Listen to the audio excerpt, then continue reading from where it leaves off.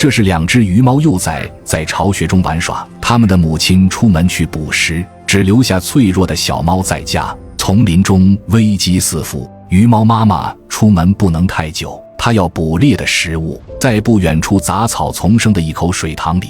与大多数的小型猫科动物不同，鱼猫的狩猎场在水中，它的主要食物以鱼类为主，占比高达 76%， 偶尔会捕食蛙类、虾蟹、鸟类和小型啮齿动物等。突然，这只鱼猫锁定了一条鱼，猎物的出现立刻让它进入狩猎状态。此时，鱼猫的瞳孔放大，肌肉绷紧，随时准备发起攻击。然而，它的攻击速度慢了，鱼早已经消失。鱼猫妈妈出门的时间越长，它的幼崽会面临多一份的危险。然而换一口水塘，也许运气会好一些。鱼猫的体型比家猫略大，主要栖息于灌丛地带、沿河的芦苇丛和热带海岸的常绿林中。最主要的是，它们喜好在进水的区域活动，属于独居的夜行性猎手。然而雌猫承担养育幼崽的责任，刚才捕猎失败的这只母猫又转战到新的水塘，它来到了岸边，先是观察水里的情况。鱼猫作为最适应水生生活的小型猫科动物之一，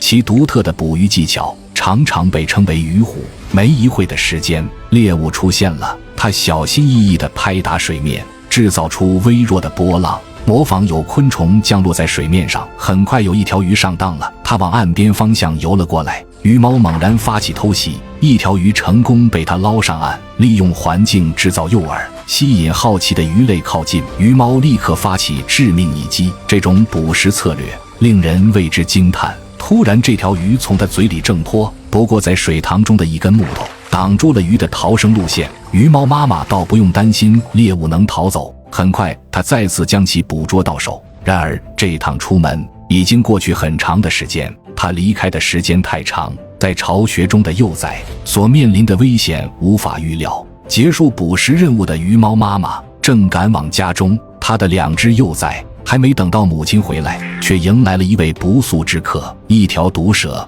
紧紧逼近鱼猫的巢穴，幼崽一旦被它咬一口，只有死路一条。此时鱼猫妈妈刚好回来了，一条1米长的毒蛇，其毒液足以杀死一头大象。这是鱼猫妈妈都会感到害怕的掠食者，不过它守在巢穴的前方，寸步不让，掠食者没有机会，最终默默离去。勇敢的鱼猫妈妈及时赶来，拯救了它的巢穴。不满3周的幼崽们刚睁开眼睛没多久，脆弱的小家伙差点成为掠食者的口粮。多亏了这位单亲妈妈的勇敢与担责，才把掠食者赶跑。在接下来的18个月里，把2只幼崽带大是鱼猫妈妈的头等大事。